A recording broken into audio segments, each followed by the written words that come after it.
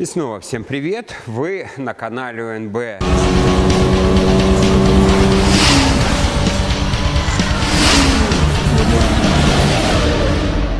Сегодня такое видео, просто раз и навсегда хочется закрыть вопрос.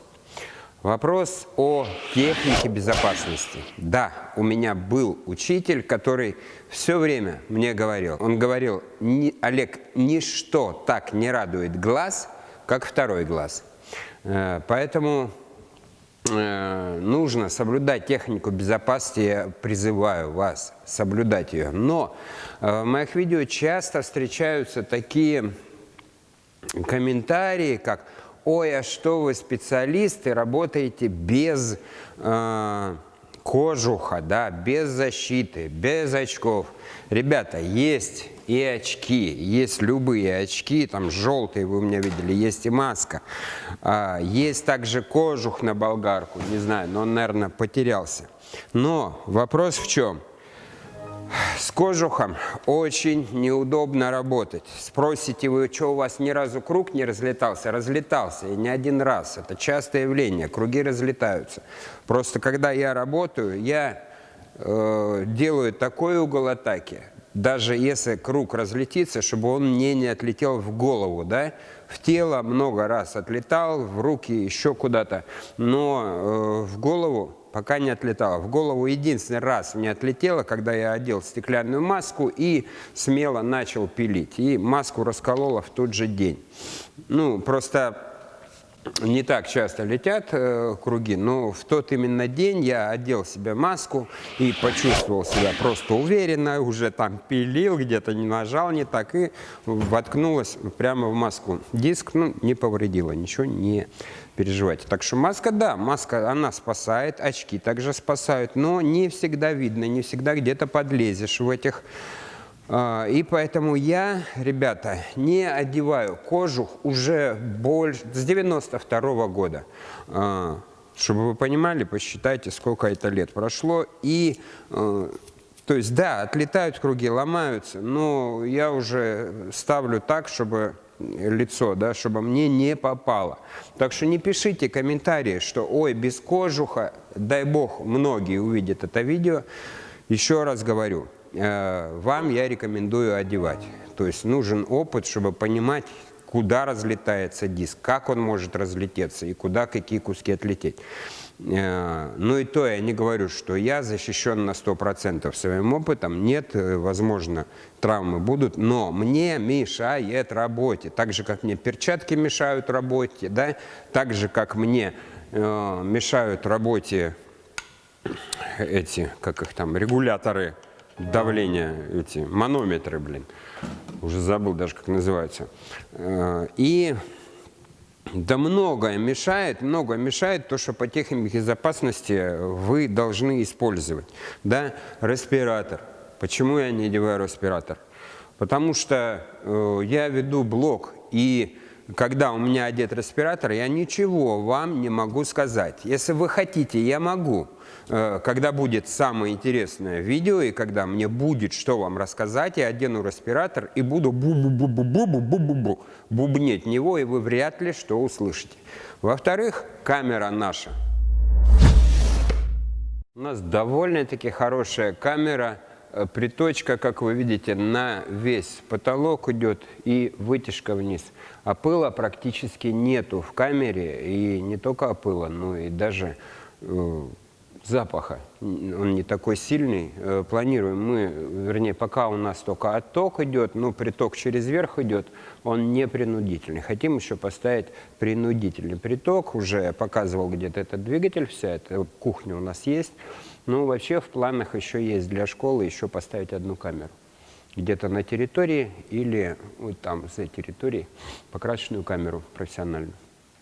Но это пока в планах. Так что, ребята, не надо мне писать, что вы без респиратора. Следите, пожалуйста, за собой. Всем рекомендую использовать средства защиты и презервативы тоже.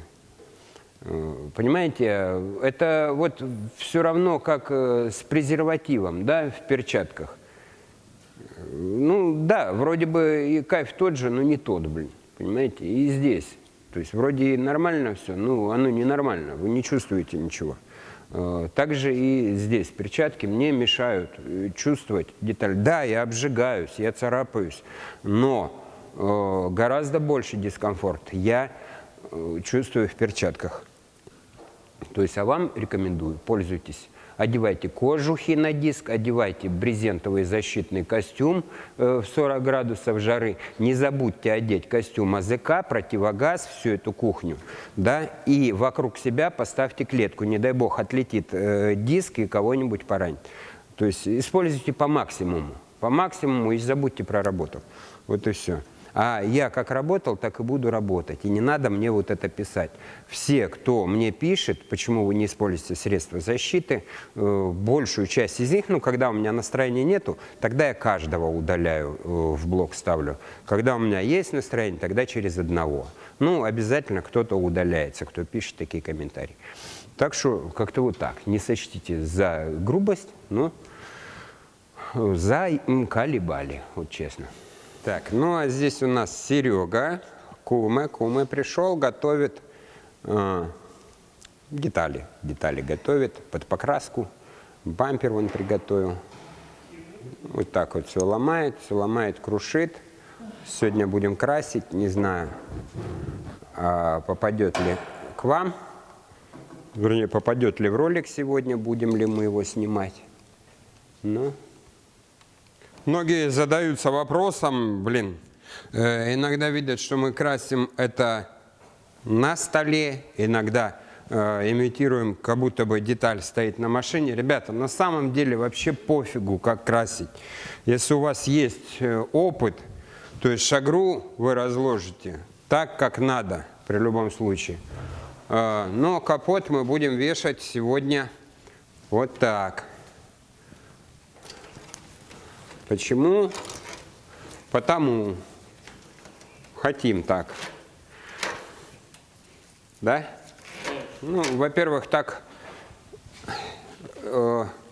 есть такое предположение, что так будет меньше пыли, но на самом деле просто мы так ставим, потому что меньше занимает место. Да, кто, кстати, не умеет красить серебром, да, и яблочность большая на серебре, то есть такой способ покраски тоже неплох, действительно меньше яблочности, когда так в таком положении красишь. Подожди, там вот непонятно у меня, как-то она оборвалась. Ну-ка, не, нормально все. Угу.